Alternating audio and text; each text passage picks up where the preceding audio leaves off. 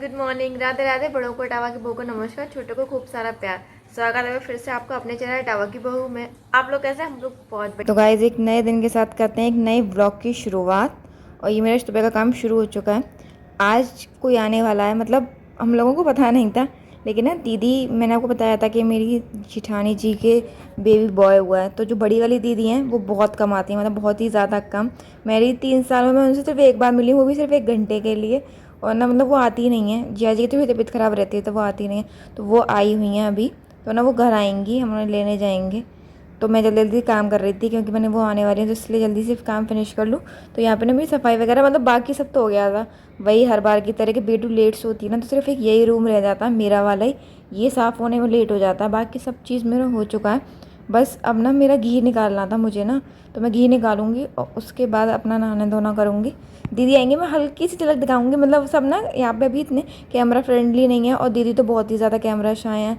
तो बस मैंने हल्का सा उनका साइड से क्लिप ली थी और यहाँ पे ये मेरे काम शुरू हो चुका है। और गाइस कल वाली वीडियो में ना मैं आप लोगों को थैंक यू कहना भूल ही गई थी। मतलब मेरा परसों वाला व्लॉग जो गया था जिसमें मैंने बताया था कि मैं चाची बन गई हूँ, उस वाले व्लॉग में ना सब लोगों ने बहुत कंग्रेचुलेट किया था, मतलब बहुत सारी विशेष दी थी बेबी को, और मुझे भी कंग्रेचुलेट किया था मैं चाची बन गई उस बात पे। तो ना मैं कल, इतनी सारी बातें होती हैं मेरे पास बोलने के लिए कि मैं जो मेन चीज़ें होती हैं ना वो भूल ही जाती हूँ।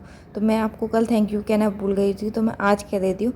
तो आप सबको जिन जिन ने मुझे इतना अच्छे अच्छे विशेज़ दिए, बेबी को बहुत अच्छे अच्छे विशेज़ दिए, उन सब का थैंक यू, बहुत बहुत शुक्रिया।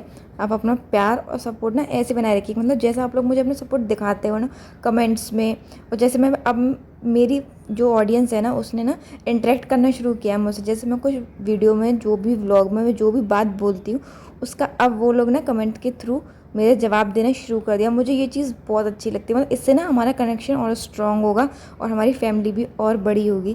क्योंकि जैसे कल था, कल के व्लॉग में मैंने मतलब एक बात बोली थी अपने भैया भाभी के लिए कि मतलब हमारे फैमिली में कोई थे जिन्होंने मेरे पापा से, मैंने कल बताया था वो सब बातें।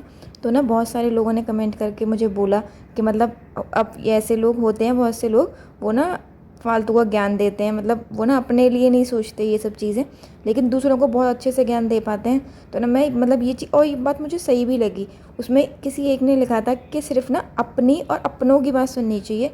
हाँ, तो ये बात सही है कि सिर्फ ना अपनी और अपनों की बात सुननी चाहिए। और एक थे जिन्होंने लिखा था कि मतलब अपना करियर बनाने के लिए मतलब अपने पेरेंट्स के सपोर्ट की ज़रूरत है। ये तो बहुत अच्छी बात है और ये बहुत मतलब फैक्ट है, ये 100% फैक्ट है कि ना बिना पेरेंट्स के आप कुछ नहीं कर सकते। जैसे मेरे भैया भाभी हैं, ऐसा नहीं है कि ना उनके पास ऑफ़र आया और उन्होंने झट से ले लिया, ऐसा कुछ नहीं था। उनके पास ऑफ़र आया था तो उन्होंने भी ना अपना टाइम लिया था। मतलब मेरे भैया ने तो पहले मना भी कर दिया था, भाभी ने भी मना कर दिया था कि नहीं हम नहीं जाएंगे। फिर मेरे मम्मी पापा ने और हम ही लोगों ने समझाया कि ये ना लाइफ टाइम अपॉर्चुनिटी होती है, ऐसी अपॉर्चुनिटी हर किसी को नहीं मिलती। मतलब ना कुछ रेयर होते हैं और उनमें बात होती है, ऐसी बात नहीं है। हम अगर मैं कह दूँ कि मुझे दुबई जाना है, इसका मतलब ये नहीं है कि मैं पहुँच ही जाऊँगी, क्योंकि मेरे में वो नहीं है, वो क्वालिटी नहीं है। तो जिसमें होती है ना भगवान उसी को वो देता है, ऐसी बात नहीं है। लोग इंडिया में भी ना जॉब नहीं ढूंढ पा रहे हैं आजकल, और कोई आपको दुबई से बैठ के ऑफ़र दे रहा है तो इसका मतलब ये है कि आप में वो क्वालिटी है। तो ऐसा मतलब ये उन लोगों को भी ना बहुत समझाना पड़ा था, हम लोगों को मम्मी पापा ने बहुत समझाया था, तब जाके वो लोग गए थे। ऐसा नहीं था कि वो तैयार बैठे थे कि नहीं आएगा और हम भाग जाएंगे, ऐसा कुछ नहीं था। बहुत डिस्कशन हुआ था, कई महीनों की मेहनत और समझाने के बाद उन लोगों ने ये डिसीजन लिया था कि हाँ हम लोग जाएंगे।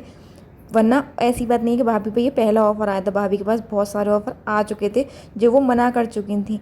पर तब हम लोगों ने समझाया, तब वो माने नहीं, लेकिन अब हमने समझाया। और सबसे बड़ी बात कि ऐसा नहीं है कि इंडिया में पढ़ाई नहीं अच्छी है, सच अच्छी पढ़ाई है, लेकिन ना हर पेरेंट्स का एक अपना होता है कि हम अपने बच्चे के लिए अलग सपना देखते हैं। तो हम चाहते थे कि साहिब को बेस्ट से बेस्ट एजुकेशन मिले, तो इसलिए और भाभी को समझाया, भैया को समझाया ना, तो वो लोगों को समझ में आया कि हाँ मतलब मम्मी पापा सही कह रहे हैं। तब जाके उन्होंने मतलब हाँ कही थी। तो हम लोगों को पता है, मतलब हम लोगों को ना घर वालों को पता होता है कि उनके बेटा बहू कैसे हैं, उनके भाई भाभी कैसे हैं। हम लोग उनके साथ 24 घंटे के हिसाब से रहते हैं, तो हम लोगों को पता है कि वो कैसे हैं, वो हमें भूलेंगे कि नहीं भूलेंगे। हमसे ज़्यादा उन दोनों को कोई नहीं जानता है। और सबसे बड़ी बात कि मतलब जिन्होंने कमेंट किया था ना कि अपनी और अपनों की बातें सुननी चाहिए, तो ना मैंने बताना चाहूँगी कि जिन्होंने ये बात की थी ना वो भी अपने ही हैं। मतलब हम लोग तो उन्हें अपना मानते ही थे क्योंकि वो हमारी फैमिली का ही हिस्सा है। तो हम लोग तो उन्हें भी अपना मानते थे, पर पता नहीं उन्होंने क्यों ऐसा सोचा।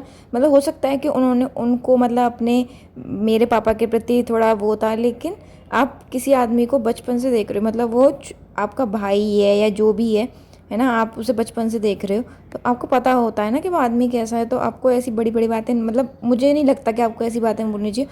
और मैं तो कहती हूँ कि अगर आपको लग भी रहा है कि ये आदमी आगे जाके ऐसा करेगा, तो आपको ना पहले से ही उसके पेरेंट्स को इतना उनके प्रति नहीं होना चाहिए ना कि आदमी को बेटा बहू गए और फिर मेरे पापा सोच ही रहे हैं कि हाँ कहीं ऐसा तो नहीं कि ये सही कह रहे थे। ऐसा नहीं करना चाहिए। अगर ऐसा है भी वो, मतलब बेटा अगर ऐसा है भी, क्योंकि हमें पता है कि हमारा मतलब मुझे पता है कि मेरे भैया नहीं है ऐसे, मेरे मम्मी पापा को पता है कि मेरे भैया भाभी ऐसे नहीं है ना। पर ऐसे आपको अगर हो तो भी किसी के बारे में ऐसा नहीं कहना चाहिए। और गाइज इन्हीं ज्ञान भरी बातों के साथ साथ दीदी आ गई हैं घर पे। मिठाई के डिब्बे समझ गए होगे आप लोग, बेटी के आना और मिठाई का डिब्बा साथ लाना ये पेटेंट है। मैं ना चाय बनाने लगी थी उनके लिए, दीदी के लिए। और ना मतलब जो मेरे भांजे हैं वो खेल रहे थे, इधर से उधर ना कूद रहे थे। मतलब ताई जी क्या ना वाईफाई नहीं है, मतलब ताई जी वगैरह बहुत कम रहते हैं यहाँ पे, वो ज़्यादातर बाहर रहते हैं। तो ना मतलब वो लोग वाईफाई वगैरह लगा नहीं, मतलब है लेकिन रिचार्ज वगैरह नहीं था, और टीवी सही से चल नहीं रही थी। और आजकल आपको पता है बच्चों को टीवी का इतना शौक है, उन्हें यूट्यूब पे ना अपने कार्टून्स देखने थे। यहाँ आके वो इतने खुश हुए, मतलब इतना डांस कर रहे थे चला चला के, मतलब कह भी रहे थे कि एंड में चलो मुझे टीवी मिली। और वो अंदर ही नहीं आए, मतलब वो बाहर कूलर में बैठ के टीवी देखते रहे जितनी देर दीदी बैठी उतनी देर। वो अंदर एसी में नहीं बैठे, सिर्फ इसलिए कि मतलब अभी हमें जाना भी है लौट के, और अगर मैं चला जाऊँगा तो फिर मैं टीवी कैसे देखूँगा, वहाँ पे तो टीवी है ही नहीं। तो ये मैं लेके चली चाय अपनी ननद जी के लिए। और अब मैं आपको देखूँ, मतलब हल्की सी झलक दिखेगी आपको, टीवी में दिख रहा होगा पता नहीं कौन सा कार्टून है जो वो देख रहे थे। और तो अभी आएंगे भी डांस करते हुए। और ये सामने बैठी हैं, ये है मेरी ननद, मतलब सब ये ना हमारे घर में सबसे बड़ी हैं दीदी। मतलब 2 ननद हैं इस घर में, मतलब इनकी ताऊ जी की बेटियां 2 हैं। तो ये बड़ी वाली दीदी हैं और छोटी वाली दीदी भी आई हुई हैं, लेकिन वो हॉस्पिटल वगैरह में थोड़ी बिजी थी इसलिए घर नहीं आई, बाद में आएंगी, मैं आपको वो बाद में दिखाऊंगी। और यहाँ पे चाय वाय पी ली थी सब लोगों ने ना, तो मैं बर्तन वर्तन साफ़ करने लगी थी। दीदी चली गई थी क्योंकि मतलब थोड़ी देर के लिए आई थी, वो वहाँ पे हॉस्पिटल वगैरह में ज़रूरत है, क्योंकि ताई जी हॉस्पिटल में रह रही थी तो घर का भी करना होता है, और घर पर रह रही थी तो बाहर हॉस्पिटल में भी किसी को चाहिए होता है। तो इसलिए दीदी थोड़ी बहुत देर के लिए आई थी फिर चली गई थी। और दीदी की ना वापसी भी थी, वैसे दीदी जाने वाली थी, लेकिन फिर छोटे बेबी के थोड़े छोटे फंक्शन होते हैं ना, उसके लिए वजह से ताई जी ने उन्हें रोक लिया। वो सिर्फ बेबी को देखने आई थी।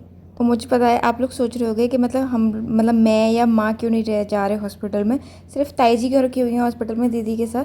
तो मैं आप लोगों को बता दूं कि माँ तो हॉस्पिटल जाती ही नहीं है, मतलब वो हॉस्पिटल में रुक ही नहीं सकती।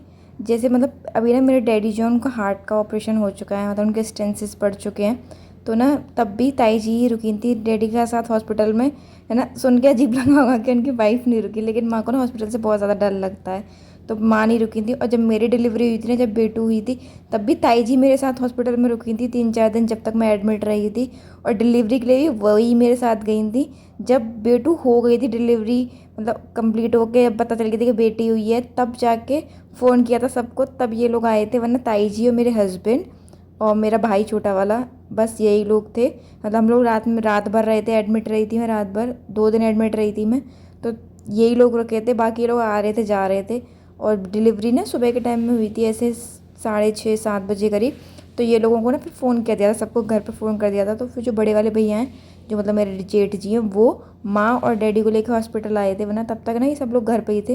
तो हमारे घर में जो हॉस्पिटल का काम जो भी होता है ना, वो ताई जी ही करती है, हमेशा से करती आई हैं, आगे भी वही कर रही, मतलब मुझे पता है आगे भी वही करेंगी, क्योंकि माँ को ना हॉस्पिटल बिल्कुल जाना पसंद नहीं है, वो जाती ही नहीं है कभी। तो चलिए गाइस इस वीडियो को यहीं तक रखते हैं। अगर आपको मेरी वीडियो अच्छी लगे तो इसे लाइक कीजिएगा, चैनल को सब्सक्राइब कीजिएगा और एक कमेंट जरूर कीजिएगा। तो मिलते हैं अगले ब्लॉग में, तब तक के लिए नमस्कार।